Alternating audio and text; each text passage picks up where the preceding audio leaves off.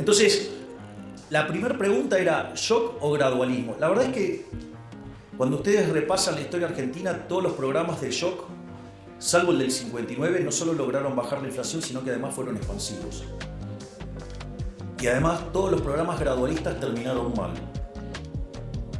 Lo otro era, para hacer gradualismo hay que tener tiempo. ¿Ustedes creen que yo tenía tiempo si tenía la posibilidad de triplicar la base monetaria en un día? Cuadruplicar la base monetaria en un día. No había tiempo. Pero como si todo esto fuera poco, si ustedes quieren hacer gradualismo, además requiere eso de que ustedes tengan financiamiento. Y Argentina no tenía financiamiento si tenía caído el acuerdo con el Fondo Monetario Internacional. En ese sentido, digamos, la verdad que no había otra alternativa que el shock. Además, yo considero que la única salida es el shock. Eso, digamos, también tiene una explicación. Entonces, en función de esto, nosotros implementamos un programa de estabilización hiperortodoxo bien duro. Digo, al margen de la cantidad de cosas que digan, digamos, muchos economistas, ¿no? Que esto es una transición, que después falta el programa. Miren, si la inflación de diciembre mayorista fue 54%, viene bajando todos los meses, el mes anterior fue 10 y el último fue 5. Si la inflación mayorista, que venía a niveles del 45, la pudimos clavar en 25 y después fue 20, 13, 10 y ahora vamos camino a un dígito. En términos de core seguro. Deberían ser más respetuosos. Claramente que hay un plan de estabilización para bajar la tasa de inflación. Que no la vean no es mi culpa. Un programa de estabilización esencialmente tiene 3 elementos. Tiene una política fiscal. Nosotros hasta le hemos puesto nombre a esa política fiscal. Se llama motosierra y licuadora. O sea, tiene motosierra y tiene licuadora. Es más, muchos de los que nos critican de la calidad del ajuste, a mí me causa gracia porque decían que hacer un ajuste de más de un punto del PBI era imposible. Y nosotros apuntábamos a que en el año 2024 tengamos déficit cero.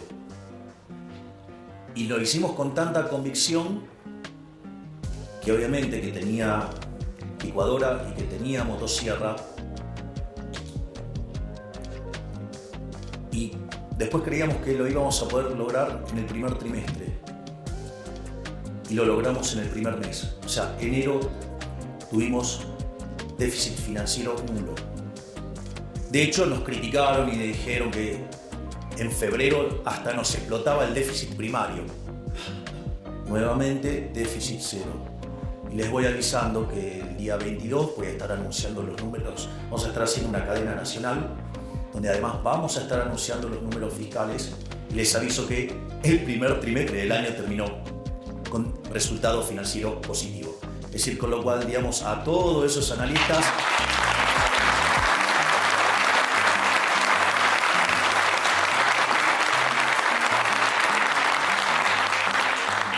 a todos esos analistas que dicen que nos va a explotar el déficit y todo eso, les dedico el aplauso que ustedes tuvieron recién con nuevamente la frase de Maradona.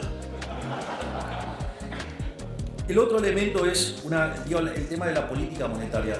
El tema de la política monetaria, básicamente, el Banco Central está quebrado. Entonces la pregunta es, ¿cómo se resuelve la quiebra del Banco Central?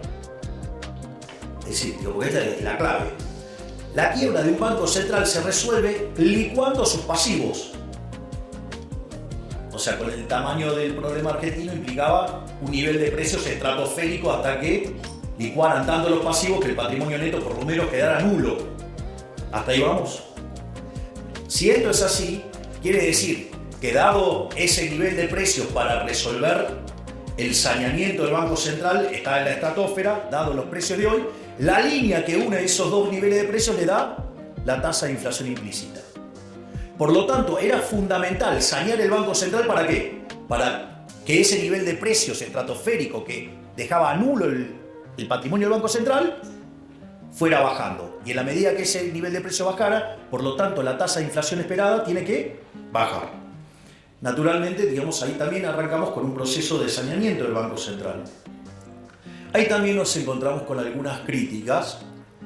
Hasta tengo los WhatsApp y tengo los informes de las consultoras hablando que había que llevar la tasa de interés real a terreno positivo.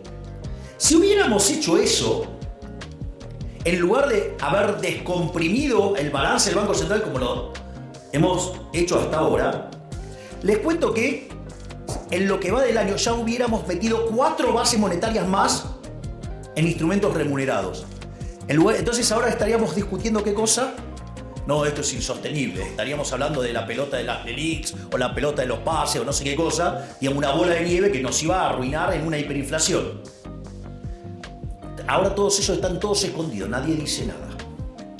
Es decir, le deben tener miedo a la frase de Maradona.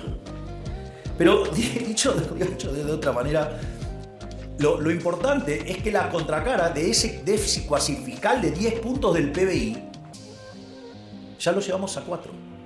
Es decir, no solo que llevamos hecho un ajuste fiscal de 7 puntos del PBI en el Tesoro, motivo por el cual ahora hemos empezado a relajar partidas y entonces ahora empieza a quedar más motosierra y mucho menos de licuadora. Digo, para los que están tan preocupados por la calidad del ajuste, como si no fuera que una licuadora permanente es una motosierra, ¿no? Pero bueno, ese es otro detalle. Lo importante es que hemos hecho sucesivas bajas de tasa de interés y todo el mundo ¿qué esperaba cada vez que bajábamos la tasa? Que subiera el tipo de cambio y que perdiéramos reservas. Bueno, llevamos acumulados más de 12.000 millones de dólares de reservas. Salimos del terreno de las reservas netas negativas y en el medio pagamos un montón de cosas. Por lo tanto, también lo que hicimos en materia monetaria y cambiaria es un éxito. De hecho, ahora la discusión es, no, bueno, pero la tasa en dólares es enorme.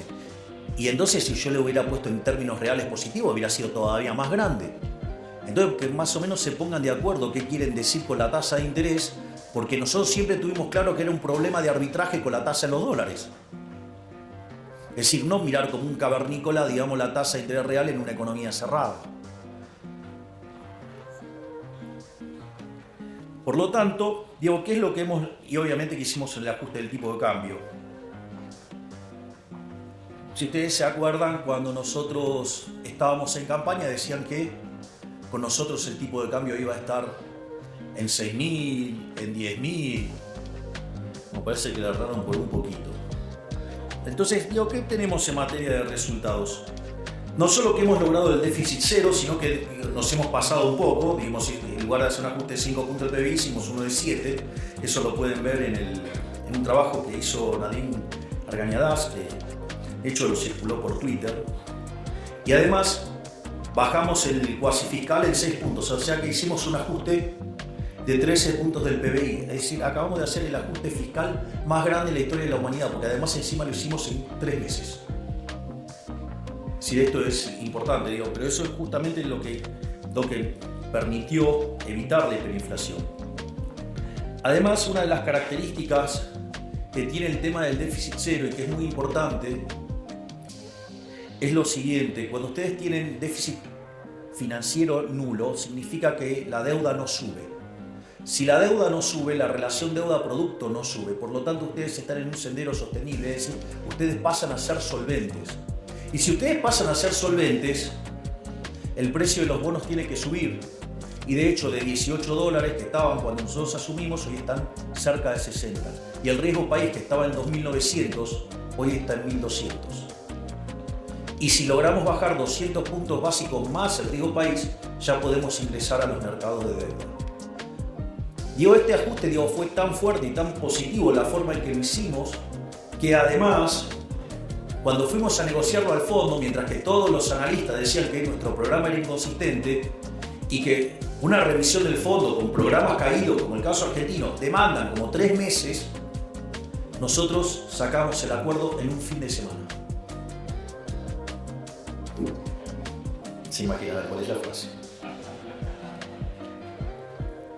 Y obviamente que Esto se está traduciendo en la baja de la tasa de inflación, porque, como les decía, la inflación de mayorista, que es la que se anticipa, estaba en 54%, es decir, el equivalente del 17.000% anual, y hoy está en 5%. Es más, el propio Fondo Monetario Internacional, que tenía expectativas de inflación para este año, para Argentina, en torno al 250% anual, la bajó a 150. Bajarla a 150 significa que de hoy para adelante está esperando que en promedio la inflación sea del 5,5. Pero como ese proceso no es lineal, quiere decir que vamos a un dígito bajo hacia diciembre. Es decir, que lo estamos logrando. Naturalmente hay un montón de críticas. Digo, lo que pasa es que las críticas a mí me parece que se tendría que hacer, digamos, entendiendo el modelo que uno tiene en la cabeza. O sea, yo, por ejemplo, no sé, cuando dicen programa integral, ¿no? Entonces dice políticas sectoriales dentro del programa de estabilidad, dentro del programa. Miren, yo no soy Leontiev, no sé si soy claro. Es decir, yo no les voy a hacer el plan quinquenal. Yo no creo en eso. Yo no creo en una economía dirigista. Yo soy liberal libertario. Yo me voy a ocupar de arreglar la macro. La micro la tienen que arreglar ustedes. ¿Qué tengo que estar haciendo yo con la micro? Ya bastante con las estupideces que venimos haciendo hace 100 años, que hacemos cualquier desastre macro y después vienen los políticos eligiendo los ganadores. Lo cual además es una fuente de corrupción enorme. Por lo tanto, digamos, ¿cuál es la regla de un liberal en esto? Don't pick the winners. Yo me voy a encargar de estabilizar la economía, de bajar la inflación, de generar las condiciones para que la economía vuelva a crecer.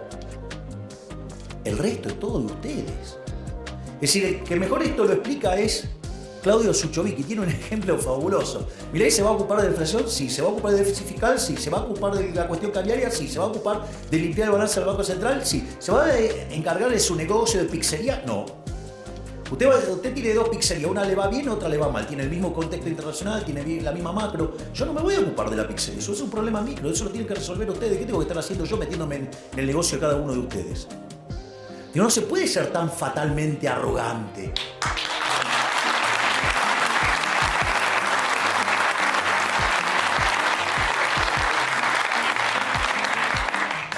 La otra es la política de ingresos. Entonces, claro, ¿pero qué es la política de ingresos? Tocar el precio de tal cosa, el precio de tal otra, el precio de tal otra, el precio, digo, la tasa de interés, los salarios. ¡Ey! Hola, soy liberal libertario. Yo creo en el sistema de precios. Es decir, creo en el sistema de precios. Entiendo que puedo tener un problema transitorio porque estoy pasando de una economía hipersocialista. Digo, tengo 100 años de socialismo. Y entonces estamos haciendo una reforma pro mercado. Hay un montón de desequilibrios de inicio, más el problema adicional que tenemos que evitar una hiper. Entonces estamos corrigiendo precios relativos en un contexto de alta inflación. Entonces, y con algunos problemas de base y con algunos problemas de violentar la propiedad privada antes, entonces puede ser que en algún momento, digamos, haya algunas correcciones vía defensa de la competencia. Digo, todos se están entendiendo de lo que les estoy hablando. Digo, pero salvo cosas así puntuales y que son propias de la transición, esas cosas no van a existir nunca más. Pero antes ustedes tienen que estabilizar la economía y que quede claro el respeto por la propiedad privada. Y no, digamos, que alguien utilizando recursos del Estado vaya tomando posiciones y genere una posición dominante a partir de la estafa del Estado. Y después generar movimientos políticos tocándole a un segmento etario donde hay una gran proporción de votantes. Digo, bienvenido al mundo de la política, es la basura que les estoy describiendo.